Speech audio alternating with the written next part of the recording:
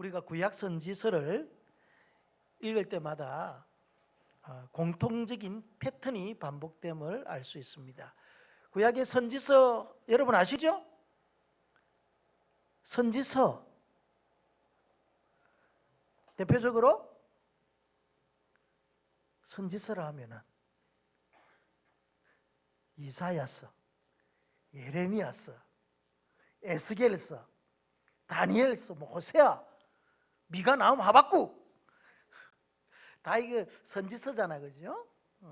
그런데 이 선지서들을 읽어보면은요, 동일하게 반복되어지는 패턴, 사이클이 있어요. 그게 뭐냐면은 제일 먼저 개인과 민족에 대한 죄악상을 낱낱이 이제 선포하는 거예요.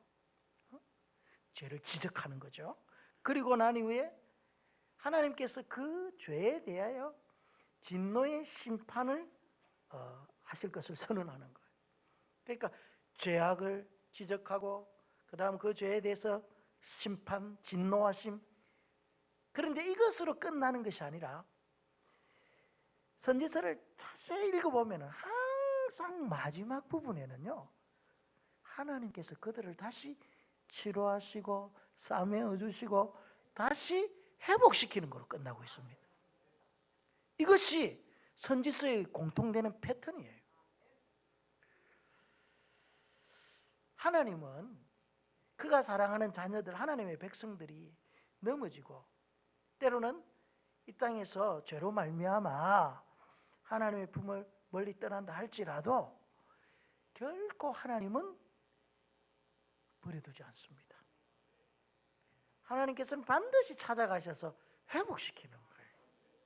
그래서 이 회복이란 이 단어의 사전적 의미가 무엇이냐면은 원래 좋은 상태로 되돌리는 거예요. 원래의 좋은 상태, 최고의 상태 있잖아요. 그것으로 돌리는 게 회복이라니까요. 그러니까 때로는 우리가 넘어지고 자빠지고 잘못 행하여서 만신창이가 된다 할지라도 하나님께서는 우리를 어떻게 한다는 겁니까? 가장 좋은 상태로 다시 돌려주신다라는 것입니다. 믿습니까? 그렇다면 왜 하나님께서 죄인된 우리들, 정말 잘못된 우리를 회복시켜 주실까요? 회복의 목적이 뭘까요? 그것은 무너지고 파괴되어지고 잊어졌던 그 하나님과의 관계를 다시 새롭게 하기 위함입니다. 우리가 하나님에 떠났습니다. 죄악 가운데 거했습니다. 모든 관계가 다 무너졌어요. 하나님과의 관계가 다 이제 사라져버린 거예요. 그래서 하나님께서는 우리를 회복시키시고 다시 한번 하나님과의 관계를 회복하기 위해서 우리를 치료하시고 싸매어 주시고 원래의 가장 좋은 상태로 되돌려 주시는 것입니다. 여러분, 우리가 잘 알듯이 이 느헤미야서는 무너진 예루살렘 성벽을 재건하는 내용으로 담겨져 있습니다. 성벽을 재건하는 과정에 참 어려운 점들이 많았지만은 느헤미야의 탁월한 리더십으로 말미암아 52일 만에 무너졌던 예루살렘 성벽이 재건되어집니다. 그런데 이 예루살렘 성벽은 어떤 상징적인 의미가 있어요. 예루살렘은 하나님의 임재가 있는 도시였습니다. 그 안에 성전이 있었고 그 성전을 보호하는 성벽이 있었잖아요. 그런데 그 성벽이 외부의 침입에 의해서 다 무너진 거예요. 이것이 무너졌다는 것은 그들의 영적인 자존심이 무너졌다는 거예요. 그래서 느헤미야가 이스라엘 백성들을 바벨론에서 포로로 그들을 귀환하고 난 이후에 제일 먼저 무너진 성벽을 다시 쌓은 거예요. 52일 만에 그래 완공을 했죠. 그런데 문제는 무너진 외적인 이 성벽은 느헤미야에 의해서 50일 만에 다시 쌓아졌지만은 여전히 포로에서 돌아온 이스라엘 백성들의 그 마음에 있는 그 성벽, 그것은 여전히 쌓지 못하고 황폐해져 있었던 것이죠. 그래서 무너진 그 마음의 성벽을 다시 쌓기 위해서 남녀노소 구분 없이 수문 앞 광장에 모여가지고 영적 대각성 운동을 벌입니다. 그것이 느헤미야서 8장의 내용이죠. 에스라에 의해서 율법이 낭독될 때 수문 앞 광장은 은혜의 물결로 가득 채워집니다. 여러분, 하나님의 백성은 하나님의 말씀을 들을 때 역사가 일어나는 거예요. 하나님의 말씀을 들어야만이 믿음이 생기고 하나님의 말씀이 들려지야만이 은혜가 있는 것입니다. 그래서 영적 대각성 운동의 제일 출발점이 뭐라? 하나님의 말씀이 선포되어지는 거예요. 그래서 그 말씀을 들을 때에 잠자던 우리의 영이 깨어나고 그 말씀이 들려질 때 닫혀있는 마음의 문들이 열리고 무너진 우리의 마음의 성벽이 재건되어지는 것입니다. 그래서 여러분, 로마서 10장 17절, 믿음은 어디에서 나며? 그렇죠, 그 들음은 무엇이라? 그리스도의 말씀을 듣는 거예요. 그래서 여러분, 오늘 이 시간에 여러분의 귀에 하나님의 말씀이 들려진다면 이것은 큰 은혜인 것입니다. 여러분의 마음에 하나님의 말씀이 받아진다면 큰 하나님의 은혜가 임하는 것입니다. 그래서 우리의 삶에 무너진 성벽이 다시 회복되어지려면 제일 먼저 여러분, 하나님의 말씀이 들려지는 은혜가 있기를 주님의 이름으로 축원합니다. 수문학 광장에 이스라엘 백성들이 하나님의 말씀을 듣고 깨달으니까 이제 기쁨이 넘치는 거예요. 여러분, 하나님의 말씀을 깨달았을 때 찾아오는 기쁨 여러분 경험해 보셨죠? 하나님의 말씀이 내 마음을 감동시킬 때 그때 느끼는 그 감동, 그 흥분, 그 여러분 느껴보셨잖아요. 이와 같은 동일한 마음의 기쁨이 지금 수문학 광장에서 하나님의 말씀을 듣는 이스라엘 백성들 남녀노소에게 다 임한 것입니다. 그런데 문제는 그 하나님의 말씀을 받고 기쁨으로 끝난 것이 아니라 그 말씀에 순종하고자 하는 결단이 그들에게 있었다는 거예요. 그 대표적인 예가 무엇이냐면은 그들이 하나님의 말씀을 듣는데 마침 그때가 초막절이라, 초막절 기간에 그들이 말씀을 듣는 거예요. 그러니까 어떻게 해야 됩니까? 야, 우리의 조상들은 이전에 이 초막절을 지켰다. 하나님께서 우리에게 정해놓으신 이 절기를 지켰다는 거죠. 그래서 그들이 말씀을 듣고 순종하는 자리로 나가면서 초막절을 지키는 거예요. 산으로 올라가가지고 초막을 지을 각종 나무를 가져와서 광야에서 함께했던 그 하나님을 기억하는 거죠. 그리고 그 초막에 거하면서 그들의 마음을 하나님께로 집중하는 거예요. 무슨 말이야? 지금 하나님의 말씀을 듣고 말씀대로 순종하는 삶의 모습을 보여주고 있는, 실천하는 거예요. 여러분, 하나님의 말씀이 여러분 마음에 떨어진다면 기쁨으로 받은 이후에 말씀에 순종하시기를 바랍니다. 그럴 때 역사가 일어나는 거예요. 그래, 그 초막절을 지키고 난 이후에 이틀 후에 이스라엘 백성들이 오늘 이 한 자리에 다 모인 거예요. 다시 모인 거죠. 무엇 때문에 모였죠? 오늘 1절에 보니까 이런 말씀, 이스라엘 자손이 그죠? 다 모여 금식하여 굵은 베옷을 입고 티끌을 물어서부터 했습니다. 지금 초막절을 지키고 난 후에 그들이 다시 모여가지고 뭘 하는 거예요? 금식하고 굵은 베옷을 입고 티끌을 무릅쓰는 거예요. 왜 그렇죠? 회개하기 위해. 여러분, 영적인 대각성 운동이 일어날 때 가장 먼저 시작되는 것이 뭡니까? 하나님의 말씀이 들려지고 그 말씀이 우리의 죄악된 부분, 우리의 잘못을 찌를 때에 그 말씀 앞에 우리가 무릎 꿇고 회개하는 거잖아요. 그렇죠? 그래야 영적인 각성이 일어나는 거잖아요. 그래, 이스라엘 백성들이 하나님의 말씀을 듣고 그 말씀에 순종하고 이제는 어떻게 합니까? 금식하며 베옷을 입고 티끌을 무릅썼다라는 것입니다. 영적 대각성이 이제 시작된 거죠. 오늘 본문의 말씀을 마치 대한민국의 1907년에 평양에 있었던 대부흥 운동을 일으키기 직전에 있었던 한 목사님의 고백과 같은 거예요. 그 목사님이 누구냐면 길선주 목사님이잖아요. 그 목사님이 말이죠, 어떻게 합니까? 나는 아간과 같은 사람이다. 1년 전 죽은 친구로부터 재산을 관리해달라는 부탁을 받았는데 나는 그 재산을 관리하면서 미화 $100 상당을 훔쳤다는 거예요. 내가 하나님의 일을 방해했다는 거예요. 자신의 그 죄악된 부분을 그때 많은 사람들한테 다 오픈해버린 거예요. 그러니까 성령께서 말이죠, 각 사람의 심령을 막 이제 흔드는 거예요. 여기저기에서 나도 죄인이요, 나도 죄인이요, 계속해서 회개가 말이죠 폭발하기 시작하는 것입니다. 그래서 이 같은 회개의 물결이 마치 말이죠 한국 교회의 오순절 역사가 되어버린 거예요. 대부흥운동을 일으켰던 것입니다. 한 사람의 회개. 그러니까 지금 이스라엘 백성들이 말이지 무너진 그들의 마음의 성벽을 다시 재건하기 위해서 지금 하나님 앞에 금식하며 티끌을 무릅쓰며 지금 회개하는 것입니다. 여러분, 금식하면서 벼옷을 입고 티끌을 뒤집어 쓴다는 것은 무엇을 의미하죠?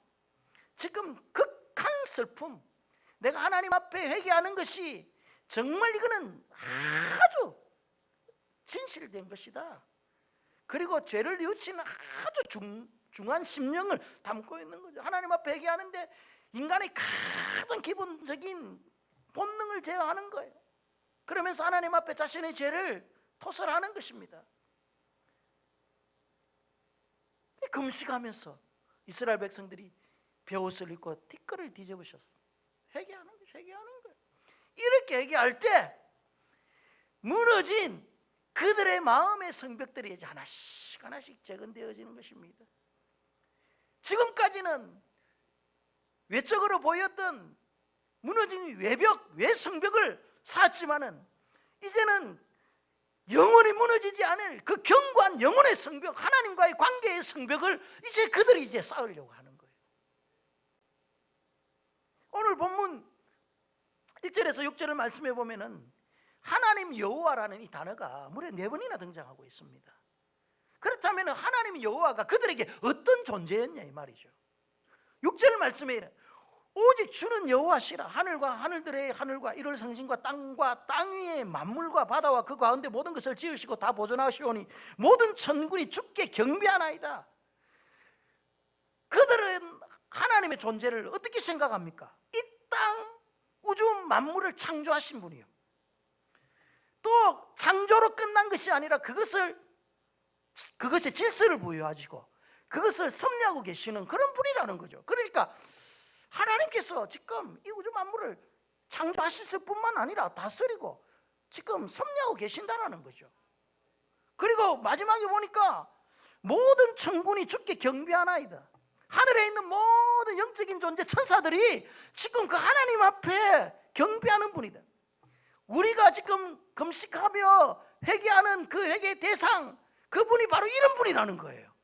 그분 앞에 우리가 지금 이렇게 굵은 벼옷을 입고 금식하며 티끌을 뒤집어 쓰고 있다는 것입니다.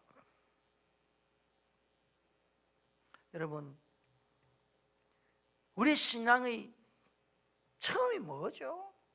그것은 다름이 아니에요. 창세기 1장 1절 태초에 하나님이 말씀으로 천지를 창조하시니라. 이것이 성경책을 딱 열면 제일 먼저 나오는 말씀이죠. 그런데 이 말씀이 믿어지지 아니하고 마음에 부딪히면 2장이 넘어가지 않잖아요. 그렇잖아요. 그런데 이 말씀이 마음으로 딱 왔고 믿어지기 시작하면 그 이후에 일어나는 모든 초자연적인 현상, 하나님의 일하심은 다 이렇게 우리가 수용하게 믿음으로 받는 거죠. 그리고 제일 마지막이 뭐죠? 계시록 22장 20절 말씀에 주 예수여 어서 오시옵소서. 그러니까 창조에서부터 시작하여 마지막 재림, 이것이 우리 신앙의 처음과 끝 아닙니까? 그죠? 그러니까 하나님과 우리가 올바른 관계 없이는요, 이 처음과 시작이 우리에게 있을 수 없는 거예요. 저는 우리 가스원교회 성도님들이 이 우주 만물을 창조하시고 지금도 살아 역사하시며 우리 인생의 생사화복을 주장하시는 그 하나님을 신뢰하고 다시 오실 그 예수 그리스도를 믿음으로 바라보는 그런 복된 성도가 되기를 주님의 이름으로 축원합니다. 이런 하나님께 지금 이스라엘 백성들이 회개하는 거죠. 하나님과의 올바른 관계의 회복의 성벽은요, 여러분 어디에서부터 시작되는 줄 압니까? 그것은 이제 하나님께서 행하신 그 과거의 놀라운 일들을 이제 우리가 기억하면서부터 시작되어지는 거예요. 회복의 시작은 반드시 하나님으로부터 시작하는 거예요. 하나님께서 우리를 사매시고 그리고 치유하시고 우리에게 회복을 명하시면은 이때 회복의 역사가 우리의 삶 속에서 나타나기 시작하는데, 하나님과의 관계를 이제 회복함으로 말미암아 우리가 서서히 원래의 모습으로 돌아간단 말이에요. 원래의 모습으로 돌아가는 과정 속에 우리는 항상 하나님께서 과거에 행하셨던 그 일들을 이제 기억하게 되는 거예요. 이것이 회복의 시작, 하나님과의 관계의 시작이라는 거예요. 지금까지는 내가 하나님과 동떨어져 살았습니다. 하나님께서 분명히 우리의 인생 가운데 행했던 놀라운 일들이 있음에도 불구하고 그것을 잊어버리고 살은 거예요. 왜? 관계가 무너졌기 때문에. 여러분 혹시 우리가 이 코로나로 인해서 여러 가지 이렇게 위축된 삶을 지금까지 살아오지 않았습니까? 혹시나 하나님과의 관계가 소원해졌다면은 오늘 이 시간 여러분, 하나님께서 여러분의 인생 가운데 행하셨던 그 일들을 기억하심으로 말미암아 하나님과의 관계가 다시 회복되기를 주님의 이름으로 축원합니다. 이스라엘 백성들은 오늘 본문 9절에서 15절의 내용을 보면은요, 출애굽의 사건을 회상하는 거예요. 출애굽은요, 이스라엘 백성들에게 있어서 역사상 가장 하나님이 그들 가운데서 강하게 역사하셨던 그런 역사적 사건이거든요. 하나님이 아니고서는 도저히 알 수 없는 일들을 그들이 기억하는 거예요. 그러면서 하나님께로 그들의 마음을 지금 이제 향하는 거예요. 이스라엘 백성들을 말이죠, 애굽에서 10가지 재앙으로 그들을 출애굽시킨 그 하나님, 그것으로 끝난 하나님이 아니잖아요. 뒤에는 말탄 애굽의 군사들이 달려오고 앞에는 홍해가 가로막고 있을 때 하나님께서 홍해길을 열어서 그들을 인도하신 그 하나님, 그뿐 아니죠. 뒤에서 말탄 애굽의 군사들을 홍해에서 다 하나님께서 수장시키는 것을 그들은 목격하고 말이죠.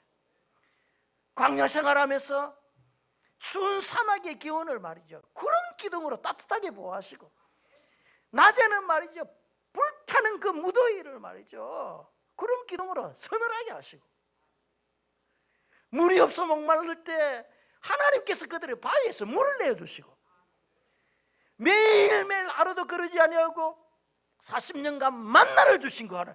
그러니까 지금 하나님과의 관계를 지금 회복하려고 하니까 뭐죠? 하나님을 기억하는 거예요.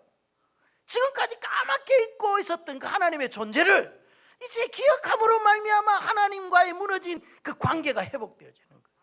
여러분 지금까지 살아오면서 여러분 하나님께서 여러분의 인생 가운데 보이지 아니하는 손으로 여러분을 도와주시고 인도하셨던 그 경험은 여러분들 다 있을 거예요. 저는 여기 계신 분들 다 그럴 줄 믿어요. 그렇다면은 여러분 하나님과의 관계를 회복하려면은요, 그래서 여러분의 무너진 마음의 성벽을 다시 쌓으려면은요, 그때를 회상하시기를 바랍니다. 그때 은혜를 주셨던 것들 여러분 기억하시고 감사하시기를 바랍니다. 그러면은요, 내 안에 이제 하나씩 하나씩 하나님과의 관계의 성벽이 쌓아져 가기 시작하는 거예요. 이스라엘 백성들은요, 과거 하나님을 잊었기 때문에 그들의 성벽이 무너졌고 하나님의 임재의 상징이었던 성전이 불타 없어졌으며 그들은 바벨론의 포로로 쫓겨갈 수밖에 없었던 거예요. 그러니까 그들의 역사, 그들의 인생 가운데 허망하고 황폐해졌던 근본적인 이유가 뭐라고요? 관계의 부재라니까요. 하나님과의 관계의 무너짐이었다니까요. 파괴였다니까요. 그러니까 하나님과의 관계 회복 없이는 우리가 아무리 지금 이 외적인 성을 견고하게 쌓는다 할지라도 이것은 의미가 없다는 거, 의미가 없다. 눈에 보이는 성벽은 언젠가는 무너지는 거예요. 다 무너지는 거예요. 그러나 무너지지 아니하는 하나님과의 관계의 성벽을 다시 쌓을 때 우리의 인생이 회복되어지는 거죠. 우리의 인생은요, 하나님께서 내가 너를 지명하여 불렀나니 너는 내 것이라 인쳐주셨다면요, 하나님 자녀 삼아주시고 우리를 영적인 출애굽시켜 주셨다면은 이제부터 우리는 인생의 순간순간마다 하나님께서 우리와 함께 하시고 역사하셨던 그 일들을 이제 기억하는 거예요. 기억하는 거예요. 그러면서 그분과의 관계의 성벽을 하나씩 하나씩 지금부터 쌓아 올라가야 되는 것입니다. 만약 하나님을 기억하지 못하여 관계의 성벽이 무너진다면 어떻게 되겠습니까? 영적인 바벨론에게 맨날 포로로 살아가는 거죠.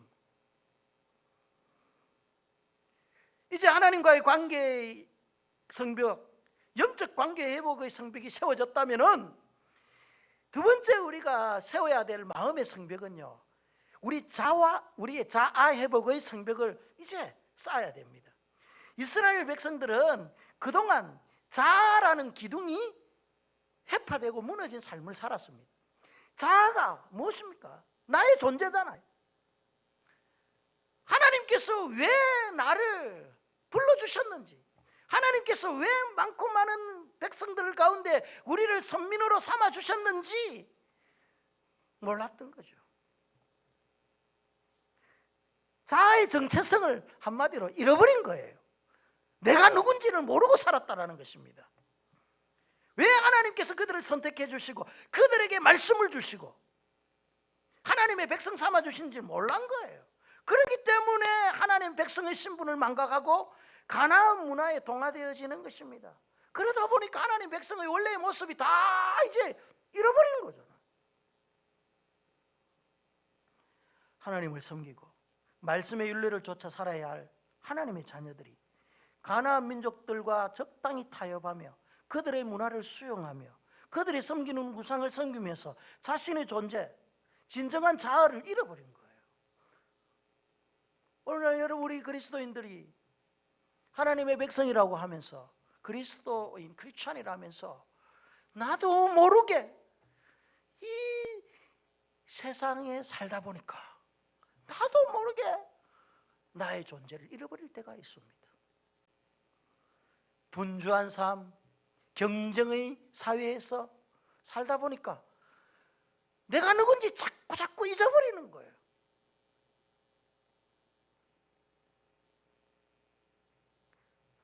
제가 한때 험한 일을 한 적이 있었습니다. 험한 일을 하니까 사람이 험해지더라니까. 말도 거칠어지고, 진짜예요. 생각도 험해지고,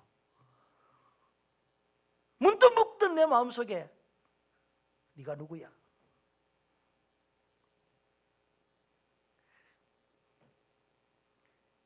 자아의 정체성을 잃어버리면요, 왜 하나님께서 나를 불러주셨는지, 왜 많고 많은 사람들, 이 땅에 얼마나 똑똑하고 부유하고 잘생긴 사람들 얼마나 많이 있습니까? 그럼에도 불구하고 그 사람들을 제끼놓고 나와 같이 허물 많고 부족하고 연약한 자를 왜 이 땅에 예수 그리스도의 생명의 피값으로 나를 불러주셨는지, 이 자아의 정체성을 여러분 잊어버리고 살 때가 너무 많은 거예요.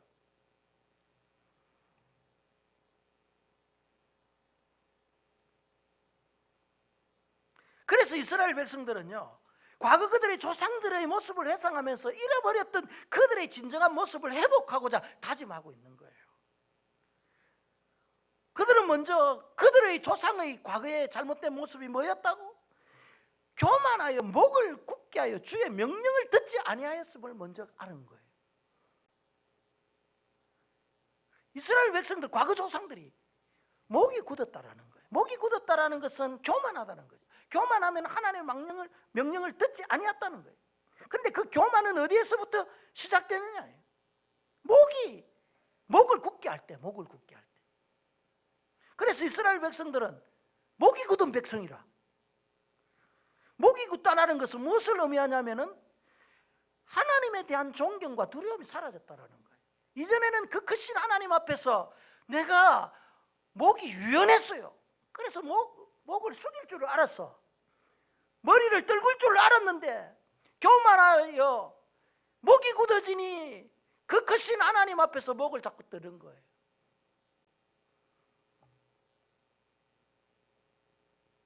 이처럼 하나님에 대한 신뢰와 하나님에 대한 존경과 두려움이 사라지면은요, 이제 하나님의 말씀을 하찮게 여기는 거예요. 여러분, 하나님의 말씀이 내 마음에 하찮게 여기지면은 나는 지금 목이 굳어 있는 거예요. 그래서 성경은 우리가 목이 굳을 때 우리에게 경고하는 것이 무엇입니까? 교만은 패망의 선봉이, 넘어짐의 앞잡이라, 이렇게 말해요. 그러나 은혜는, 겸손은 하나님의 은혜를 가져온다. 성경은 항상 겸손과 교만을 대비해서 말하는 거예요. 이스라엘 백성들의 과거의 모습은 어땠다라는 거예요? 목이 굳어가지고 하나님의 명령을 저버렸다라는 거예요. 교만했다라는 것입니다. 그뿐만 아니라 우상숭배의 잘못을 회상하고 있습니다. 본문에 보면은 18절에 보면은 이스라엘 백성이 금송아지를 부어 만든 사건을 하나님을 크게 모독한 사건이라 이렇게 소개하고 있습니다. 그러니까 여러 가지 죄악들도 많았지만 그 속에서 이스라엘 백성들이 하나님 앞에 금송아지 만들어 가지고 섬겼던 것을 하나님을 가장 크게 모독한 것이다, 이렇게 말하고 있죠. 여러분, 오늘날 우리는요, 금송아지가 어디에 있습니까? 집에 장로님 금송아지 있습니까? 비상용으로. 우리에게는 금송아지 없습니다. 그런데 마음의 금송아지는 다 있다니까. 마음의 금송아지 없는 사람은 어디 있습니까? 어떤 사람은요, 나의 자식이 마음의 금송아지라. 어떤 사람은 나의 명예, 부, 나의 야망, 어떤 사람은 나의 취미생활, 이것들이 말이죠, 나의 금송아지 있는 사람들이 많이 있습니다. 그래서 이스라엘 백성들은 지금 무너진 자아의 성벽을 회복하기 위해서는요, 그들 과거에 행했던 그 조상들의 모든 죄악과 잘못들을 이제 바라보면서 하나님을 회상하는 거예요. 이전에 우리 조상들은 이렇게 말이지 살았다, 우상 숭배가 살아가 우리가 이와 같은 일들이 일어났다. 무엇을 말합니까? 이제 더 이상 우리의 우상들 다 무너뜨리자는 거죠. 무너뜨리는, 부숴야 될 것 과감히 부숴버리고, 깨야 될 것 깨어버리고, 태워야 될 것 과감히 태워버려서 마음의 우상을 제거할 때 이제 무너진 우리의 자아의 성벽이 회복되어지는 것입니다. 여러분, 이것만은 내가 지금 놓을 수 없다라는, 이것만은 안 돼요 하는 거, 그거 하나님께서 요구하실 때 놔야 돼요. 그럴 때 하나님과의 관계가 회복되고 무너진 내가 회복되어지는 것이죠. 결국 우리의 자아를 무너뜨리는 것이 무엇이라는 거예요? 여러분, 자아가, 이 정체성이 무너지는 것이 뭐예요? 그것은 다름이 아니에요. 교만이요, 불순종이요, 우상숭배라는 거잖아요. 그렇다면 무너진 자아를 회복하기 위해서는 어떻게 해야 됩니까? 거꾸로 생각하면 되는 거예요. 교만함 대신 하나님 앞에 겸손하고 나가면 되는 거죠. 말씀에 대한 불순종 대신 말씀에 대한 순종으로 나가면 되는 것이죠. 마음의 우상을 다 제거하고 하나님만을 섬길 때 이제 무너졌던 우리의 마음의 성벽에 벽돌이 하나씩 하나씩 쌓여가는 것입니다. 마지막으로 이제 하나님과의 관계가 바로 정립되어지고 하나님 백성으로서의 자아가 확립되어지면은요, 이제 자동적으로 뒤따라오는 것이 무엇이냐면은 그것이 위로부터 임하는 은혜라는 거예요. 은혜가 뭐죠? 하나님께서 주시는 모든 혜택이 은혜예요. 그런데 그 첫 번째 은혜가 뭐냐면은 말씀을 우리에게 주신다니까요. 하나님과의 관계가 회복된 사람은요, 하나님 말씀 들을 때 기쁨이 옵니다. 하나님과의 관계가 회복되지고 나의 무너진 자아가 회복되어지면은요, 하나님 말씀을 들을 때 마음이 열립니다. 아멘으로 그 말씀을 받습니다. 이것이 위로부터 주시는 첫 번째 하나님의 은혜인 것입니다. 이스라엘 백성들도 마찬가지였습니다. 하나님과의 관계가 회복되어지니까 어떻게 됩니까? 하나님께서 그들에게 말씀을 주시는 거예요. 말씀을 주시는 거예요. 그래서 하나님 백성의 최대의 특권은 다름이 아니에요. 하나님의 말씀을 받는 것입니다. 그의 말씀의 능력을 경험하는 것입니다. 말씀으로 위로를 받는 거예요. 말씀으로 기쁨을 얻고 말씀의 비전을 찾고 말씀 안에서 회복이 일어나는 것입니다. 이것이 하나님 백성이 가장 큰 특권이에요. 세상의 사람들은 이런 은혜를 경험할 수가 없는 거죠. 두 번째, 하나님과 관계가 회복되어지고 나의 자아의 성벽이 재건되어지면요, 이때부터 하나님께서 우리의 삶 가운데 필요를 채워주시는 은혜를 주신다는 거예요. 20절에서 22절에 보면은 만나로 저의 입에 끊이지 않게 했으며 반석에서 물을 주시고 40년 광야 생활에서 옷이 헤어지지 아니하고 발이 부릅뜨지 아니하고 주위의 대적들을 물리치시고 그들의 땅을 차지하게 하셨다는 거예요. 그러니까 하나님과의 관계가 형성되고 내가 누군지를 알면은 이제부터 하나님께서 우리의 삶 가운데 필요한 모든 것들을 채워주시는 거예요. 우리의 생각과 마음조차도 아는 거예요.